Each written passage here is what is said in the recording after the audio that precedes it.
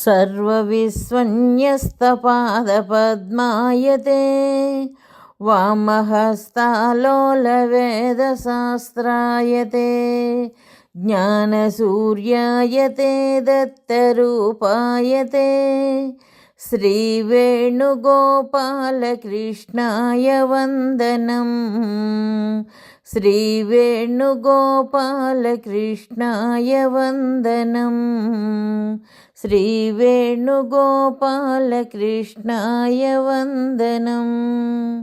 శ్రీ దత్తస్వామి వారి దివ్య సందేశము హిందూ మత వివరణము 8వ భాగము. 8 శబ్దార్థము సందర్భము. యోగము, ఔగికము మరియు యోగరూఢము. శబ్దార్థమును విచారించుట యోగము అనబడును. అట్లు విచారించబడిన అర్థము దానిచే పిలువబడు వస్తువులో కనిపించినచో అట్టి వస్తువు ఔగికము అనబడును. ఔగిక వస్తువు ఒకటియే ఉండవచ్చును లేదా ఎక్కువగా ఉండవచ్చును. ఉదాహరణకు పంకజము అనగా బురద నుండి పుట్టినది అను అర్థమును తెలియుట యోగము. 1 బురద నుండి పుట్టిన ఔగికమైన వస్తువు ఒకటియే ఉండవచ్చును. జ్ఞాన ప్రచారము చేయు ఏ మానవుడైనను బ్రాహ్మణుడే. వారిలో కులలింగాది భేదములు లేవు కావున అట్టి సత్య బ్రాహ్మణులైన మానవులందరూ ఒకే వస్తువు కావున ఈ వస్తువు ఔగికము. అట్టి ఈ వస్తువులో బ్రాహ్మణ శబ్దార్థము సమన్వయించుటయే కాక ఈ వస్తువు అర్థము సమన్వయించిన బ్రాహ్మణ శబ్దము చేతనే పిలువబడుచున్నందున ఇది యోగరూఢము కూడా అయినది. ఇచ్చట ఔగికము మరియు యోగరూఢము ఒకే వస్తువు అనగా ముందు ఔగికమై తరువాత ఔగికముగానే ఉండవచ్చును లేదా యోగరూఢము కావచ్చును. ఔగికము కాకుండా యోగరూఢము కాదు. 2 ఔగికములైన వస్తువులు అనేకములుండవచ్చును. బురద నుండి పద్మము, శంఖము, నాచు అను భిన్న వస్తువులు పుట్టినవి. ఈ వస్తువులన్నీ ఔగికములే. సందర్భముననుసరించి ఏ ఔగిక వస్తువునైనను శబ్దార్థముగా తీసుకొనవచ్చును. అయితే పంకజము అనగా పద్మము అను అర్థమే ముందుకు వచ్చును. కావున పద్మమే యోగరూఢము. సందర్భమును బట్టి శబ్దము యొక్క అర్థము ఔగికమా లేక యోగరూఢమా అని నిర్ణయించవలను.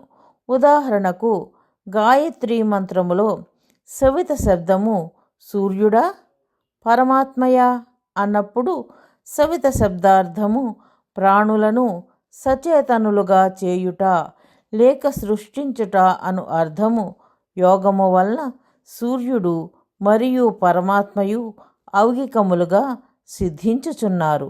ఈ ఇరువురిలో సవిత శబ్దము సూర్యునిలోనే నిర్ణయించబడినది కావున సూర్యుడు యోగరూఢము, పరమాత్మ కేవలము ఔగికము మాత్రమే. అయినను సందర్భమును అనుసరించి దానిలోని తత్శబ్దము ఆ సవిత ఈ సవిత కాదు అని వచ్చుట చేత సవిత శబ్దార్థములో ఔగికమైన పరమాత్మనే తీసుకొనవలను తప్ప యోగరూఢమైన సూర్యుని కాదు.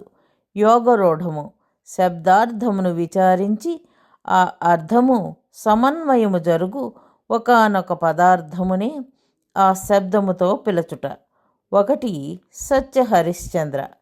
ఒక వ్యక్తి నిత్యము సత్యమునే పలుకునప్పుడు గమనించి అతనిని సత్య హరిశ్చంద్రుడని పిలుచుట. 2 ఉపనయనము. దీని అర్థము స్తుతి సేవల ద్వారా భగవంతునికి దగ్గర ఆగుట. మాతృభాషలో స్తుతి గానమును చేసి వంటను వడ్డించి సేవించి సద్గురుదేవుని నుండి బ్రహ్మజ్ఞానమును గ్రహించు క్రియ. 3 గాయత్రి. మాతృభాషలో భక్తితో సద్గురుదేవుని స్తుతిని పాడుట. 4 సవిత. సృష్టికర్త అయిన పరమాత్మ జ్ఞానబోధ చేయుటకు అవతరించిన సద్గురువు జీవులను సృష్టించుట అను అర్థము యోగము కలిగినందున ఒక ఔగికము. జీవులను నిద్ర నుండి సచేతనులుగా చేయుట అను అర్థము యోగము కలిగినందున సూర్యుడు మరి యొక్క ఔగికము. ఈ రెండు ఔగికములలో సూర్యుడే యోగరూఢము. 5. అగ్ని. మొట్టమొదట అగ్ని అర్చించవలసిన జ్ఞానాగ్నితో ప్రకాశించు సద్గురుదేవుడు. సద్గురువు యొక్క కుక్షిలో ఆకలి మంటగా నుండు వైశ్వానరుడనబడు దేవతాగ్నిని సందర్భానుసారముగా తీసుకొనవలను. 6. యజ్ఞ అనగా పూజించుట. ద్రవ్య యజ్ఞములో సద్గురువుకు దక్షిణనిచ్చుట. తపోయజ్ఞములో భక్తియోగ ఆవేశముతో గురుస్తుతి గానము చేయుట. యోగ కర్మయోగ యజ్ఞములో వంట చేసి గురువుకు అర్చించుట మొదలగు సేవలు. స్వాధ్యాయ జ్ఞానయోగ యజ్ఞములో సద్గురువు నుండి వేదార్థపరమైన బ్రహ్మజ్ఞానమును పొందుట. ఇవి గీతలో చెప్పబడిన యజ్ఞములు.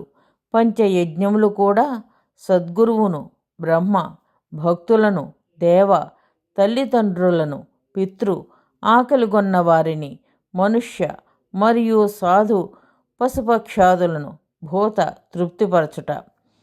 7. హోమ.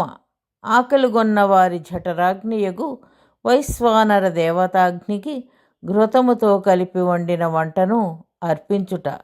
8. బ్రాహ్మణ.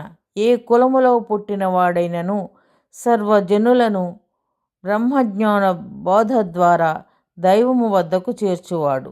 9. శూద్ర. ఏ కులములో పుట్టినవాడైనను ఐహిక జీవన భృతి చింతను కలిగి సంఘ సేవలను చేయువాడు. 10. మ్లేచ్ఛ. ఏ కులము వాడైనను నాస్తికుడై మత గ్రంథములను నిందించువాడు. రూఢమనగా శబ్దము యొక్క అర్థమును ఏమాత్రము విచారింపక కేవలము పిలుపు కోసము అర్థము తెలియని ఒక శబ్దమును పేరుగా పెట్టుకొనుట. ఉదాహరణకు సత్యహరిశ్చంద్ర. ఒక బాలునకు పుట్టినప్పుడు సత్యహరిశ్చంద్రుడని పేరు పెట్టినారు. వాడు పెరిగిన తర్వాత నిత్యము అసత్యములనే చెప్పేవాడు. వానిని చివరకు సత్యహరిశ్చంద్రుడనియే జనులు పిలచిరి. 2. ఉపనయనము. ఇది బాలురకు చేయబడుచున్న ఒక సంస్కార కర్మ. ఇందులో బోధించబడిన జ్ఞానము ఎవరికినీ తెలియదు. ఇది కేవలము వారి కులమునకే పరిమితమైన ఒక దైవ ఉపాసనా విధానము అని ప్రచారము చేసి గాయత్రి ఛందస్సులోనున్న ఒక మంత్రమును గాయత్రిగా భావించి ఏ గానము చేయక మాటిమాటికి జపింతురు. కావున ఉపనయన శబ్దము అర్ధరహితమైన ఈ మొత్తము కర్మను పిలచుటకు పేరు మాత్రమే. 3. గాయత్రి. దీని అర్థము తెలియనందున గానము లేదు. గాయత్రి ఛందస్సులో ఉన్న ఒక మంత్రమే గాయత్రి. దీనిని ఒక స్త్రీ రూప దేవతగా భావించి ఈ పేరుతో పిలచుట. 4. అగ్ని. అర్ధ విచారము చేయక కట్టెలతో మండు లౌకికాగ్నిని ఈ పేరుతో పిలచుట. 5. యజ్ఞము. లౌకికాగ్నిలో నేతిని పోసి దగ్ధము చేసి దానిని దేవతలకిచ్చిన ఆహారముగా భావించుట. 6. హోమము. లౌకికాగ్నిలో నేతిని పోసి దేవతలకు సమర్పించుట అని తలచుట. 7. బ్రాహ్మణ. శబ్దార్థముతో పనిలేక కేవలము ఋషుల వంశములో పుట్టిన వారిని పిలచుట. 8. శూద్ర. శబ్దార్థముతో పనిలేక కేవలము సంఘసేవా విధిని నిర్వహించు ఒక కులమును పిలచుట. 9. మ్లేచ్ఛ. శబ్దార్థముతో పనిలేక ఆస్తికులైన కేవలము ముస్లిం జాతి వారిని పిలచుట. సూచన. ఆధ్యాత్మిక జ్ఞాన ప్రచారము చేయడము భగవంతుడికి అమితమైన ఆనందాన్ని కలిగిస్తుందని శ్రీకృష్ణ పరమాత్మ శ్రీమద్ భగవద్గీతలో చెప్పియున్నారు. అందుకే జ్ఞాన యజ్ఞేన తేనాహం అని గీతలో అన్నారు. మనకు ఆధ్యాత్మిక జ్ఞానము శాశ్వతమైన సంతోషాన్ని కలిగించటమే కాక ప్రపంచంలో శాశ్వతమైన శాంతిని కూడా నెలకొల్పుతుంది. కాబట్టి శ్రీదత్త భగవానుని అపూర్వమైన ఈ ఆధ్యాత్మిక జ్ఞాన ప్రచారంలో భాగస్వాములై ఆ భగవంతుని పరిపూర్ణమైన అనుగ్రహాన్ని పొందగలరు. జై దత్తస్వామి.